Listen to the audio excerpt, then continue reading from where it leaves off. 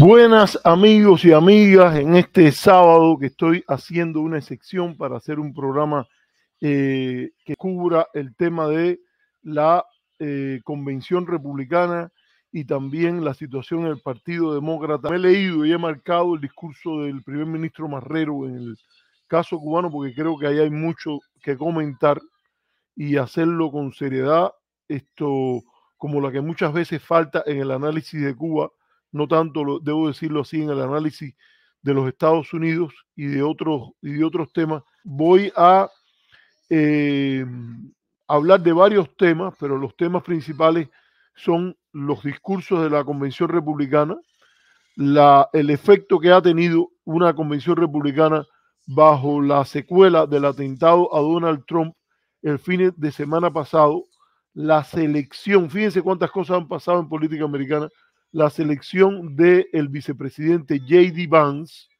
y lo que eso implica dentro del Partido Republicano. Y bueno, vamos a hablar qué es lo que hay del lado demócrata. Yo creo que es importante clarificar algunas de las cosas que han salido aquí. Eh, esto y eh, es evidente, por ejemplo, que se ha tratado de hacer una manipulación del atentado porque se ha estado diciendo que a Trump, el primero que lo hizo, el primero que yo lo detecté, después vinieron otros, incluso el propio J.D. Vance, que es el candidato a la vicepresidencia, estaba el tema este del atentado como tal. Y Abbott, el gobernador de Texas, que es la política en Texas republicana es bien dura. Muchos de los que son hoy, déjenme reconocer a Roberto Valdés que está aquí y nos dice por las clases magistrales al tal Guena abajo el bloqueo contra Cuba. Muy bien esto del abajo el bloqueo contra Cuba, esa es una línea editorial de este programa. Aquí estamos contra la guerra económica que se ha hecho contra Cuba como una política ilegal, inmoral y contraproducente. Ahora, ¿qué sucede? Justo el mismo día, no sé si fue una hora o dos detrás, que salió el tuit de Abbott, el gobernador de Texas. Yo he vivido en Texas y déjenme decirle, la política de Texas es una política bien dura donde muy pocas veces toman prisioneros. Y muchos de los que son hoy republicanos, o el origen, no, porque ya ha pasado unos cuantos años, pero venía una tradición demócrata muy fuerte en el estado de Texas, porque primero es bajo la presidencia de Polk que Texas se hace parte de la Unión. Y después Texas, a contrapelo de la voluntad de Sam Houston, se une a la Confederación. Incluso es uno de los últimos estados donde se reconoce la derrota de la Confederación y, por ejemplo, la celebración que hay de Juneteenth como una fiesta nacional que tiene que ver con el fin de la esclavitud en todo el territorio norteamericano. Juneteenth también tiene que ver, o sea, junio 18, tiene que ver también con la manera en que eso ocurre en Texas. Es importante, por ejemplo, si usted va a Austin, que es la capital de Texas, una ciudad, o Texas, una ciudad fascinante, con la avenida 6 llena de música y todo, pero si usted va al Capitolio, usted se da cuenta que el Capitolio está lleno en los jardines, adentro, que hay monumentos importantes a confederados. Y en la historia ha habido una lectura que ha tenido que ser revisada, el libro de historia, libro de política de Texas, reciente, sobre el periodo en que se canceló la reconstrucción. Y empezó ese periodo que es el periodo de la segregación racial, que fue bastante dura allí. Y no es hasta los años 90 o hasta los años 2000 que se hace el monumento al fin de la esclavitud y, por ejemplo, el monumento a la contribución de los tejanos. Dígase, los ciudadanos de Texas de origen hispano que vivían allí antes que siquiera Flower al territorio de los Estados Unidos. El sur de Texas, el área, por ejemplo, de San Antonio, es un área poblada por emigrantes europeos, indígenas. El origen latino está ahí, el origen hispano está ahí antes de que se produzca el origen americano, que también es muy importante, o que es esencial para entender la historia norteamericana, que son las colonias en la plataforma del noreste, que van desde la Nueva Inglaterra hasta eventualmente Georgia. ¿Qué quiero decir con esto? Fíjense, todo el tiempo que tomó siquiera reconocer la participación en la historia de estos sectores. Eso era demócrata antes, y cuando se produce el fin de la segregación racial, entre otras cosas por el grupo de leyes que pasa sobre los derechos civiles, Johnson, que juega un papel importante en la primera acta de derechos civiles de 57, y también el derecho a votar, no el derecho a votar, porque esa enmienda estaba, pero la ley sobre los derechos del voto, que implementa la enmienda 14 y la enmienda 13 primero, y la enmienda 14 y la enmienda 15 de una manera más clara, que eso ocurre después del asesinato de Kennedy y que Johnson se convierte en el presidente de los Estados Unidos. A propósito, una decisión vicepresidencial, o sea, la decisión de escoger vicepresidente, que se recuerda como influyente en la historia de los Estados Unidos de sus elecciones, fue cuando el candidato a la presidencia, John F. Kennedy, que viene con una fórmula de liberal del noreste, escoge para balancear el ticket a Lyndon B. Johnson como el compañero de fórmula. Una cosa importante que hay que decir aquí es que tiene una historia grandísima, la producción de políticos, por ejemplo, que están en el Senado por mucho tiempo, que incluso están en la Cámara por mucho tiempo. Sam Rayburn, por ejemplo, que es muy importante porque juega un papel grandísimo en la política congresional. ¿Por qué? Porque nunca podían convertirse en candidatos nacionales en tanto y cuando estaban sesgados, cortados por el esquema de la segregación. Entonces, yo creo que esto es importante a verlo, y esa política salvaje la soltó Abbott, y es muy significativo que no fue él nada más, ni siquiera lo condenaron. Inmediatamente empezó a reproducirse en otras declaraciones republicanas, como la de J.D. Vance, que dijeron esto de que a Trump lo habían perseguido, lo habían acusado, lo habían condenado y por último lo habían tratado de matar, como estableciendo una línea de continuidad entre el sistema judicial norteamericano llevando a corte a un presidente que está siendo acusado y hay evidencias sustantivas de que ha tratado de afectar el resultado electoral, y entonces cómo eso lleva a que vaya a juicio por temas, por ejemplo, de acoso sexual, y entonces ellos quieren ponerlo todo en una sola canasta.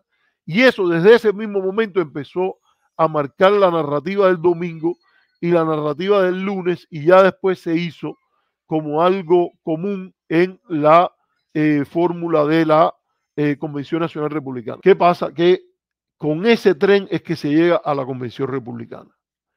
Y con ese tren que se llega a la Convención Republicana hay el deseo constante de denigrar, demonizar y hacer responsable a los demócratas por un atentado que quien lo hizo es un muchacho de 20 años que también estaba buscando la agenda de Biden, por lo que ahora reporta el Servicio de Seguridad, y que además de eso, por lo cual parece que él estaba buscando hacer un acto de notoriedad.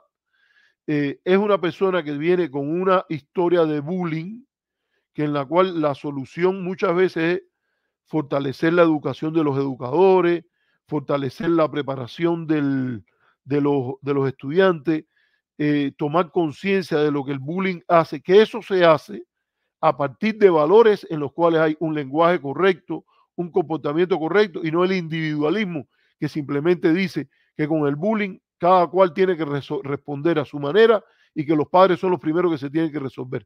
Bueno, no, el bullying no es un problema solo de la familia, el bullying es un problema de la comunidad. Y este muchacho, y lo digo en Cuba también, porque en Cuba vivimos en las becas lo que eran los bullying, yo mismo lo tuve que lidiar con eso, Y quién sabe si hoy no hubiera podido estar aquí si hubiese hecho cosas que estaba dispuesta a hacer para evitar que me hicieran bullying. Entre ellas yo dije, aquí yo no voy a vivir, yo no puedo vivir con que alguien me trate de hacer bullying. Y estaba dispuesto a todo lo que fuese necesario. Pero eso hay que crear un ambiente, porque siempre va a pasar, hay que crear un ambiente que eso se evite. Y para eso tiene que haber una intervención que va más allá de lo individual, de responsabilizar a la familia, responsabilizar a la familia. Eso tiene que ver también con la vida de cada cual. Y tiene que ver con la vida de cada cual en una comunidad. Hay un libro de Hillary que dice que it takes a community. Dice, toma una comunidad. Y yo creo que toma una comunidad lidiar con eso y esto vamos a hacerlo.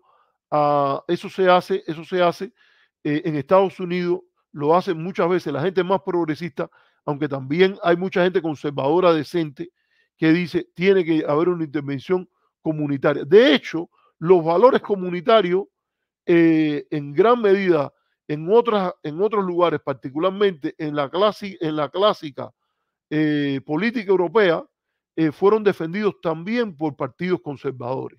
La idea, por ejemplo, de defender la tradición. Edmund Burke, que yo siempre lo cito como una de las fuentes que más me gusta citar, a pesar de que no es una persona que esté totalmente libre de tener áreas, por ejemplo, de la esclavitud, eh, sean correctas, ni mucho menos, pero la idea del gradualismo, la idea de respetar tradiciones porque están ahí presentes, simple y llanamente porque han funcionado, y hay que preguntarse por qué la sociedad tiene estas tradiciones.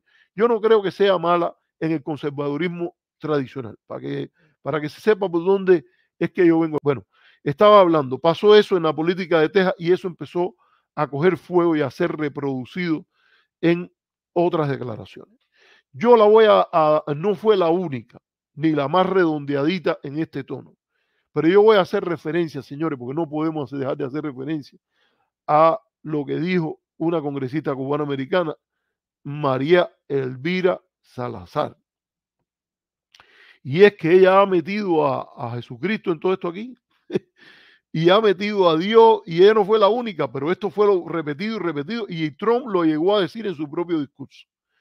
Y es que Trump sobrevivió al atentado no por causas de naturaleza humana, sino por intervención divina. No sé si en ese caso estará William Macías, que nos repite Trump 2024. Yo quisiera saber, William, si tú reproduces esa manera de pensar, porque tú puedes ser a favor de Trump 2024, pero aquí a mí me parece que hay mucho problema en esta referencia a Dios en la política norteamericana. Vamos a recordar que en Estados Unidos la Constitución trató de justamente separar la religión de la política y particularmente de la gestión gubernamental. Y el propio Jefferson habla de un muro de separación, porque además es lo lógico, es lo razonable en un ambiente de ilustración. Señores, donde la razón humana y las evidencias predominan sobre la idea de una fe ciega. Nótese que no digo fe. Yo creo que hay un lugar para la fe en la sociedad, y yo no soy de los partidarios de poner ese muro de separación completamente. Siempre menciono en el caso de Cuba al profesor Rafael García Bárcena, donde decía que una de las fortalezas de las pequeñas naciones para convertirse en naciones grandes estaba en evocar valores éticos, donde la religión, él admitía, juega un papel muy importante. Él desde su perspectiva católica, yo en este caso de mi perspectiva judía, la religión puede llevar a malas consecuencias, pero también a algunas muy buenas. Pero me parece un mal uso de la cuestión religiosa. Vamos a ponernos a razonar juntos. Cuando alguien dice que Dios fue el que salvó a Trump porque tenía en mente cosas más grandes para él. O cuando dice esto María Elvira y nos dice que hay que definir el mundo antes y después de Cristo, antes y después del atentado a Trump.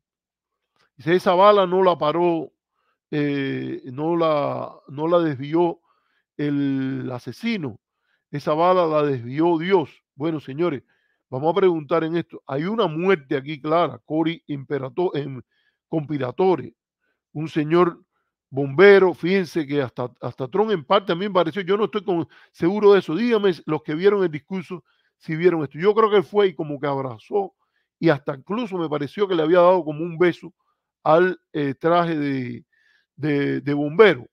Trump, me refiero en el discurso en la convención.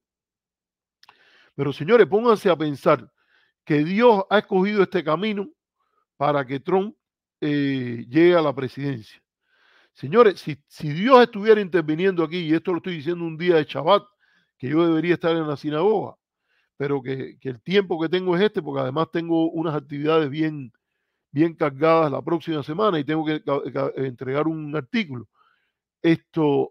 Señores, si Dios quisiera haber parado que a Trump no lo mataran, la primera cosa es que si es todopoderoso, omnipotente, omnipresente, podía haber evitado que este hombre tuviera la idea de matar a Trump, ese señor de apellido, creo que es Crook o algo así. Hubiese hecho que, por ejemplo, cuando él se iba a subir al techo, una parte del techo se cayera, para ponerlo de otra manera. Que cuando él llevó el fusil ahí, que el fusil se le cayera y que él virara para atrás, alguien hubiera tratado de evitarlo. Pero no me parece correcto y me parece además un grado de manipulación, insulto, falta de pensar un poquitico más allá de andar movilizando a la gente y diciéndole, mire, este es Dios y hay que seguir a Trump porque hasta Dios está hablando a nombre de él. Decir que la manera o que Dios pudo haber intervenido en estos hechos, dejando fuera el libre albedrío de los hombres, es meterse allí y que le disparen a Trump, que le pase por la oreja. Yo no creo, fíjense, ya me han empezado a llegar estos correos, incluso una persona que trabaja en el contexto cubano, porque es un funcionario del gobierno, reprodujo en un grupo de eso que yo estoy, ella reprodujo una idea conspiratoria de esa de que es muy sospechoso como esta. Yo creo que, miren, señores, siempre que usted ve un intento, usted puede empezar a virar para atrás y a construir una conspiración.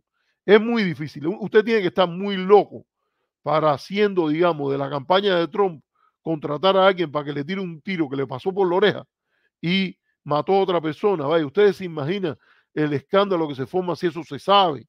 Siempre hay conspiraciones que hay por ahí, una vez, dos que tienen éxito, pero la idea de que pueda haber una conspiración para hacer algo así, a mí me parece verdaderamente loca. Venga de la izquierda, de la derecha, de quien quiera inventar que esto es una conspiración. Ahora, eso también me parece totalmente enajenado decir que Dios está aquí metido, porque fíjense, no debe ser un buen Dios. En esto, por ejemplo, sobre el holocausto se habla cuando Dios oculta su cara. Creo que era Martin Buber, hablaba de cuando Dios oculta su cara de la historia. Y es que Dios, como se concibe, o por lo menos yo lo veo así, es como una fuerza para bien en la historia del universo. Pero no quiere decir que Dios está controlando los detalles de la vida personal de cada uno, ni mucho menos. Y entonces, en este sentido, a mí me parece que el único responsable de hacer el disparo y el único responsable de haber fallado el disparo y haberle pasado por la oreja y no por en medio de la frente es el hombre que tiró aquí. El señor es el joven de 20 años. Posiblemente, o lo más probable, que estaba una persona afectada mentalmente. O sea, toda esta historia de meter a Dios en esto aquí y de poner, como hizo Menelvira, de un mundo antes y después de Cristo, déjenme decirlo, en hebreo Cristo significa el Mesías. Nosotros los judíos no creemos que el Mesías ya haya llegado. Miramos alrededor y no nos parece que esta sea la era mesiánica, pero eso es una discusión teológica que yo no me voy a meter aquí. Yo prefiero hacer como decía, creo que fue Martin Buber, el que dijo en una universidad norteamericana católica, creo que fue en Notre Dame, que él dijo, miren, un grupo de ustedes piensa, porque estaban hablando del apoyo a las cosas como la lucha por los derechos civiles, un mundo mejor, etcétera. Y creo que fue Martin Buber, puede haber sido Abraham Joshua Heschel, pero creo que fue Martin Buber el que dijo esa famosa frase que él dijo: mire, hay un grupo de ustedes aquí que son gente muy buena, que creen que el Mesías ya vino. Hay otro grupo como yo que cree que el Mesías está por venir. Pero tenemos tanto que hacer juntos, que lo que tenemos que hacer es trabajar por hacer su voluntad, la voluntad de Dios, reparar el mundo, que cuando el Mesías regrese, lo mejor, cuando el Mesías venga por primera vez o cuando él regrese, ahí le podemos preguntar: ¿usted ha estado aquí antes? Y dice Martin Buber que él espera estar lo suficiente cerca para murmurarle: no conteste, por favor, no conteste. Porque es que hay tanto que hacer juntos que esos pleitos teológicos y esas discusiones muchas veces obnubilan o hacen difícil la colaboración que es necesaria. Pero lo que sí está claro, a mí me parece, es que habría muchas explicaciones que dar los que hablan a nombre de Dios, porque no hay gobierno teocrático. El gobierno teo de Dios y el cracio de gobierno, no hay gobierno teocrático. Hay gobierno de hombres que, como en la República Islámica de Irán, y como ahora aquí, alguien puso algo de un ayatollah, no sé quién fue que me había puesto un comentario del ayatollah que se me ha perdido, pero habría mucho que explicar y mucho que defender y mucho que argumentar para decir que Dios, para salvar a Trump, ha matado a un hombre que es el padre de dos muchachas y a su esposa la ha dejado viuda. Si Dios puede parar la bala, óigame, ¿por qué no pudo tirarle el rifle del techo? ¿Por qué no pudo hacer que se cayera el tejado? No tiene ninguna lógica eso. Y eso hay que, de verdad, decirlo, hay que ponerlo sobre la mesa, aunque parece tan elemental, para evitar la manipulación tan descarada que se está haciendo de este tema de Dios y el atentado, y María Elvira dándole esa matraca, y yo no sé, Marco Rubio también. Eso de verdad que en nuestro ambiente hay que ponerle fin y decirle: ven acá, María Elvira, bueno, ¿por qué Dios entonces no paró al tipo antes de que saliera de su casa? O vaya, lo hubiese parado el bullying para que él no tuviera los traumas, etcétera, etcétera, etcétera. No sé si alguien pueda explicar algo de eso. Pero ya dicho esto, viene la pregunta: ¿cómo fue la convención? Y quiero hablar un poquitico de la decisión que tuvo Trump de escoger a J.D. Vance. ¿Y quién es J.D. Vance dentro del contexto norteamericano? Yo pude ver justo en cuanto él se mencionó entre los vicepresidentes, posibles vicepresidentes, empecé a ver, la marqué, pero aquella vez me quedé dormido, y entonces ya cuando sale de vicepresidente, vi antes del programa, creo que fue del martes, vi la elegía de Hillbilly, o Hillbilly Hell Elegy. Es una película a mí me gustó, no es una película alegre, es una película de representación de las tragedias de un grupo de personas que en Estados Unidos son muy importantes. Este tema del impacto que está teniendo las drogas, el impacto que está teniendo las pérdidas de trabajo, comunidades que están vaciadas, de que uno pasa por allí y usted dice: aquí hubo una vida grande antes. Usted visita, por ejemplo, ciertos pueblos mineros de Montana, y usted ve una calidad de los cines. Los cines tienen una dimensión tan grande, y usted dice: aquí hubo plata, y entonces usted sale y no se encuentra a mucha gente en la calle. Y yo creo que es también porque usted sabe, las minas cuando se van, algo que yo creo que tiene que ver con el ambiente, y es que yo creo que quien debería tener esas responsabilidades por las externalidades que crean, para hablar en términos económicos, son las empresas que abren esas minas. Tú abres las minas y hay muchas cosas, costos que tiene esa mina, que no la ves en el día, pero a la larga la ves. El daño medioambiental, lo que se deja detrás cuando la gente vive en un lugar, construye una comunidad, y después esa comunidad se destruye cuando se acaba el mineral de las minas. Y eso ha pasado también con el parque industrial de este país. Y por ejemplo, en Ohio usted se encuentra unos cuantos pueblos que eso pasa, eran parte de un cinturón industrial, de compañías, de industria, y que después fueron vaciadas por el enfoque neoliberal que se le dio a la globalización. Compárese, por ejemplo, con Alemania, con Dinamarca, que es un país muy integrado internacionalmente, pero que no dejó caer de esa manera a los sindicatos, a los trabajadores, etcétera, etcétera, etcétera. Y la elegía de Hillbilly, yo creo que es algo que yo le quiero recomendar a la audiencia que la vea. Tiene grandes actuaciones. El muchacho, yo no me acuerdo el nombre, el que hace, el niño que hace de J.D. Vance, y es una especie de memoria, es un libro que él hizo y que después se lleva al cine. Está Glenn Close, que es una excelente actriz, Amy Adams, y usted ve todas estas tragedias de la droga, ese tipo de dinámicas que hay ahí. Y yo creo que es interesante porque la reflexión que viene es que Trump está apostando por movilizar esa base, que las élites conservadoras, pero también las élites liberales del Partido Demócrata, particularmente yo mencionaría ahí el periodo de Clinton, han abandonado y que además son la carne de cañón que muchas veces se usa en las guerras de este país fuera, cuando por ejemplo alguien se le vino la idea, incluyendo Marco Rubio, que en su último libro habla de esa clase obrera y de que cómo se preocupan por arreglar el mundo y no arreglarlo a ellos.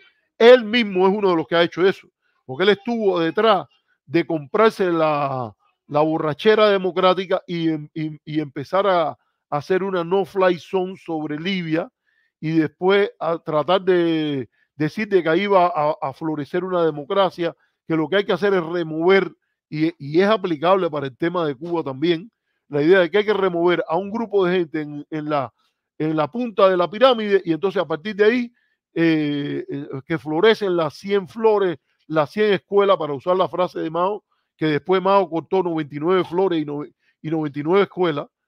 Y entonces aparece una democracia jeffersoniana. Y toda esta gente está muy cansada de eso. Y, por cierto, una manera de gastar dinero y de botadera es todos esos programas de promoción de la democracia.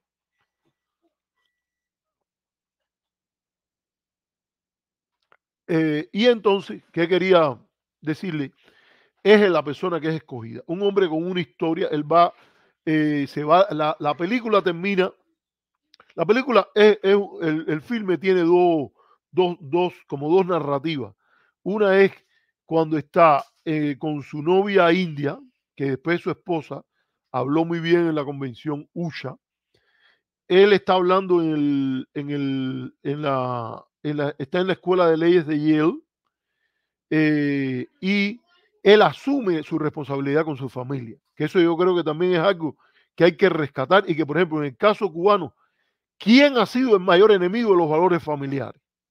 Vamos a decir la verdad, el gobierno cubano durante muchos años le trató de poner a la gente por la cabeza la idea de que aquello que decía el Che Guevara, de que si usted siente en su mejilla las injusticias, usted familia mía, no es importante su apellido ni nada de eso. Y hubo presión social que no siempre fue fructífera. Yo siempre recuerdo que yo mantuve todo el tiempo, gracias a mi madre, mi relación con mis familiares que vivían fuera. Y están de testigo ahí, por ejemplo, mis tíos, y están de testigo también, por ejemplo, mi madre se despidió de miembros de su familia que salían al exilio por haber participado en actividades contrarrevolucionarias. Y su relación con sus padres las mantuvo siempre.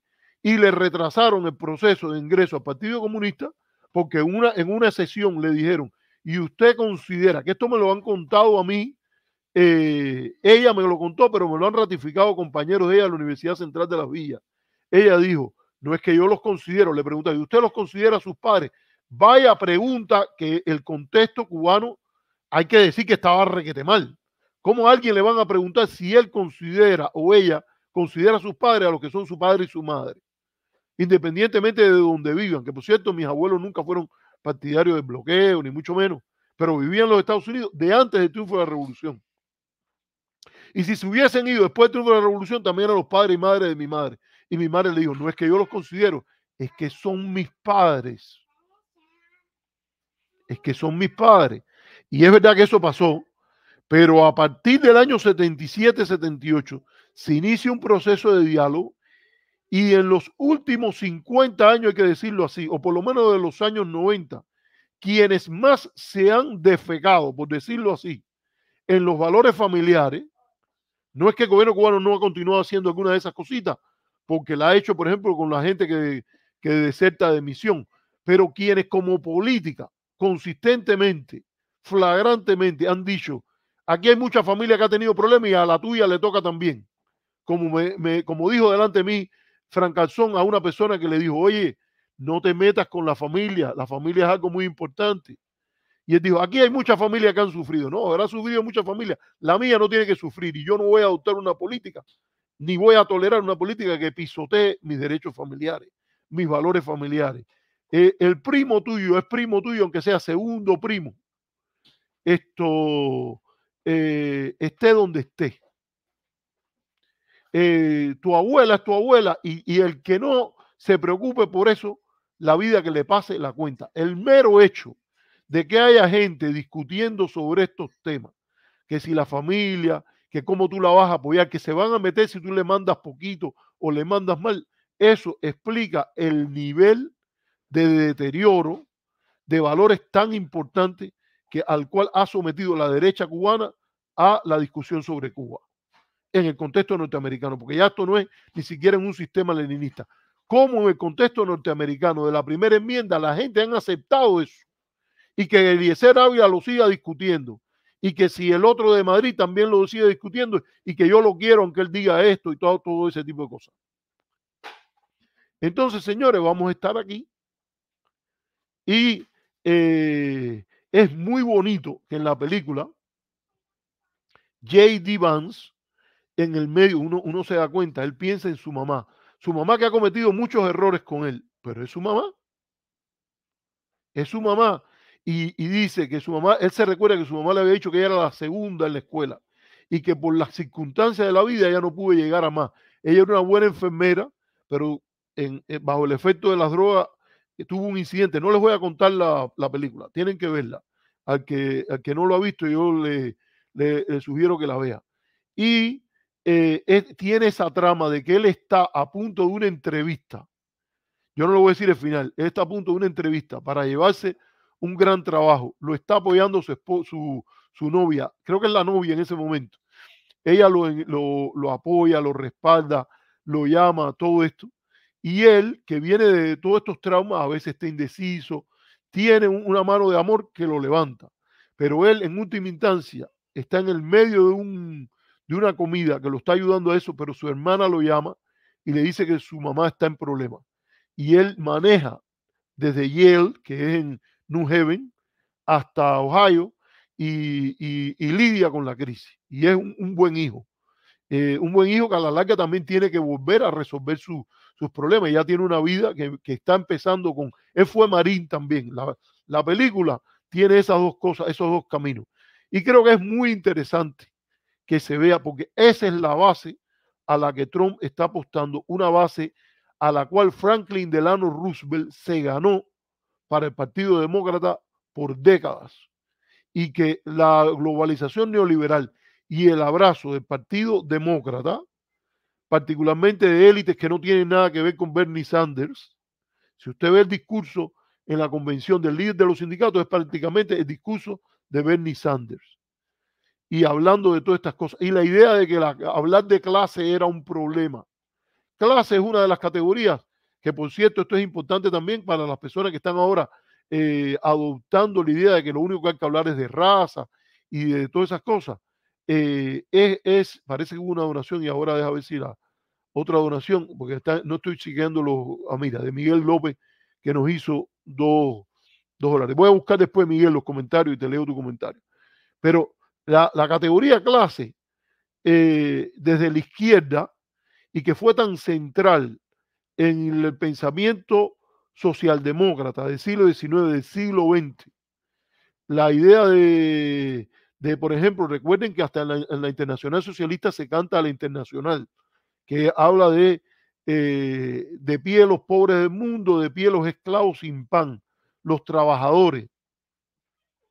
Y yo creo que esto es importante, porque aunque si usted tenga la fórmula martiana, que a mí me parece la más cercana a la visión socialdemócrata, será quizás porque algunos dirán, bueno, este que es socialdemócrata está pegando a Martí a su sardina. No, Martí no era socialdemócrata, pero sí hay líneas que comunican a Martí con la idea de la conciliación de clases, de la idea de buscar construir un sentimiento familiar, una comunidad que va más allá de la separación de clases. Pero para eso usted primero que todo tiene que reconocer el poder explicativo, el papel que tiene el ingreso y la riqueza en la sociedad. Y eso lo estamos viendo, por ejemplo, ahora mismo, que un señor tan arrogante como Elon Musk está hablando de que va a dar 45 millones a ritmo de un mes por 45 millones por mes a la campaña de Trump hasta que llegue la elección. Vaya, si eso no va a jugar un papel importante, si el dinero no va a jugar un papel importante en política, si las clases no importan en política, y este es un hombre que ha dicho que él se va a pagar un salario de $1 para poder evitar que Bernie Sanders lo golpee con los impuestos. Esto es evidente que eso tiene que un problema que hay que resolver. Entonces, yo creo que la designación primero la cuestión de Dios. Segundo, la designación de Vance a mí me parece una jugada inteligente, muy bien calculada, muy capaz de la campaña de Trump. Y que hay que tener cuidado, porque esto es lo que voy a decir antes del receso. Hay que tener cuidado porque la gente que le gusta subestimar a Trump y que se guían por cosas que de verdad que él hace que son muy peculiares, a veces dan risa, el número de mentiras que él dispara por minuto, porque él dispara muchas mentiras por minuto cuando hace un discurso, es peculiar y está metido en no sé cuántos juicios, ha dicho barbaridades, él a veces no se contiene la boca, creo que incluso hasta los abogados le dijeron que no lo querían dejar declarar porque él esto no se puede contener y él se cree las mentiras que él dice, hasta sus propios abogados dijeron eso. Y me están escuchando bien, dice Diana, qué bueno. Y él hace cosas que verdaderamente son raras y uno dice, caramba, este hombre ha llegado a ser presidente y hace este tipo de cosas que uno dice, ¿hasta cuándo?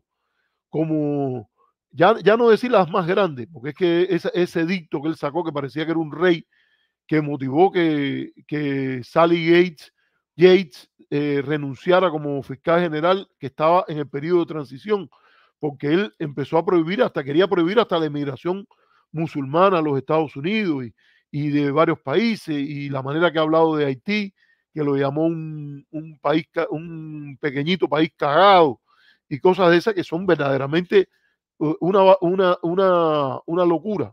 Esas son las más importantes. Pero uno tiene otras que uno dice, caramba, esto anda mal. Eso, por ejemplo, que él hizo en Mar-a-Lago, de tener una reunión con el primer ministro japonés Shinzo Abe. Discúlpeme que me ría, pero de verdad que eso me da risa. De que él cogió y llevó a Shinzo Abe, estaban conversando y dijo Trump, mira, hay una gente que se están casando aquí, ellos vienen mucho aquí al club y hay que pasar por allá, no podemos evitar. Imagínate, tú estás discutiendo la relación con China, con Japón, y él dijo, tenemos que pasar por allá, por aquella boda. Y bueno, está el libro este de Peter Baker y Susan Glazer, que se llama el Divisor, en el cual cuenta la historia que hasta asesores del primer ministro japonés dicen, bueno, el primer ministro japonés no va a bodas por ahí de cualquiera, ni se le aparece. Y entonces habían aquella gente que eran amigos de Trump o que van al club de Trump ahí en Mar-a-Lago, entonces a tirarse fotos con un primer ministro japonés que tiene mil cosas que ocuparse, pero que Trump lo mete a una boda que él no tiene nada que ver con él. O sea, no estamos hablando de gente que se iba para para el Palacio de los Matrimonios de 25 y no me acuerdo ahora ahí en el Vedado, y que uno después se iba para la boda que estaba teniendo ahí. Uno no conocía a la gente de la boda, pero la cosa en Cuba estaba tan difícil que si uno se podía colar en alguna boda, se colaba, ¿no? Pero no, en este caso es que mete al primer ministro de Japón en una boda que no tiene nada que ver con él. Pero dice, no, estamos aquí juntos, vamos allá. Y entonces como Justin Trudeau había dicho que esa era, empezaron a comunicarse a la gente a ver cómo lidiaban con ese fenómeno que se llamaba Trump, y Justin Trudeau dijo que hay que tener un approach personal. El primer ministro de Japón terminó yendo a una boda que no tenía que ver. La primera pregunta es, ¿qué hace Trump metiendo al primer ministro de Japón en una boda que no tiene nada que ver? Pero esto lo digo porque no se debe subestimar. Y esta decisión que toma Trump con J.D. Vance, contrario, no quiero ir uno por uno, ni no me pongan a decir otros influencers, otra gente que habla del tema, en el tema cubano, que están diciendo que qué terrible, no puso a Marco Rubio, que era el que más lo hubiera ayudado, que no sé. Para mí, la designación de J.D. Vance está mostrando que Trump es un hombre en una misión que yo no estoy de acuerdo. Yo no voy a votar por Trump, le digo, aunque hubiese escogido al mismísimo Moisés de vicepresidente. Yo discrepo grandemente de sus valores, pero creo que todo el que crea que esta es una contienda fácil, y todos los que lo subestimaron pensando que con juicio y con sus problemas morales, etcétera, lo iban a parar, están equivocados y siguen demostrando, al punto que, viéndolo como el peligro que dicen que es, dejaron que pasara lo que pasó en el debate con Biden particularmente, y dejaron que una persona que está bien pasado en años y que a lo mejor tiene grandes momentos de gloria, yo creo que ha sido un buen presidente, ha tenido una gran agenda en el caso de Biden, pero que tiene días que se cae, porque lo que pasó en ese debate es que tuvo un mal día, y fue un mal día. Y era cuando no se podía fallar. Esa es la realidad. Pero, señores, mira, y por cierto, lo que dice Jacobita aquí también es verdad. Que es muy triste, pero que es un criterio que él sabe que no es así, porque un hombre tan inteligente que ha llegado a ser graduado de la Escuela de Derecho de Yale, que ha hecho el dinero que él ha hecho, él no puede culpar a los inmigrantes, porque incluso en las épocas que él está describiendo, no hay una inmigración significativa en Ohio. Ahora, lo que yo creo que sí hay es esta cosa que yo creo que es el mal manejo neoliberal de la globalización. Y allí, de que había alternativas para hacerlo distinto, eso usted solo tiene que leer la obra muy documentada y con mucha evidencia de Joseph Stiglitz, que fue mi profesor y que fui alumno ayudante en la Universidad de Columbia, para entender que había maneras de hacer, como dice el libro, hacer que la globalización trabajara de manera diferente. Y eso tiene que ver también con el tema clase, con el tema representación política, y que, por ejemplo, un concepto como el de multitud que usan Hart and Negri no representa tan bien. Yo sé que ¿cómo se llama esto? Se rebaja, le echan agüita a la posición de izquierda y así se la toman más gente. Pero hay un costo de ponerle agüita a las posiciones de izquierda y no decirlas con claridad. Usted puede tener una posición de izquierda democrática moderada, pero tiene que decirla: estoy contra el bloqueo, contra la guerra económica contra Cuba, estoy a favor de que haya conciliación de clase. No puede ser que los ricos pisoteen al sistema político y que lo llenen de dinero con 45 millones a ritmo de un mes para lograr después algo en el cual no va a haber beneficio para toda la ciudadanía.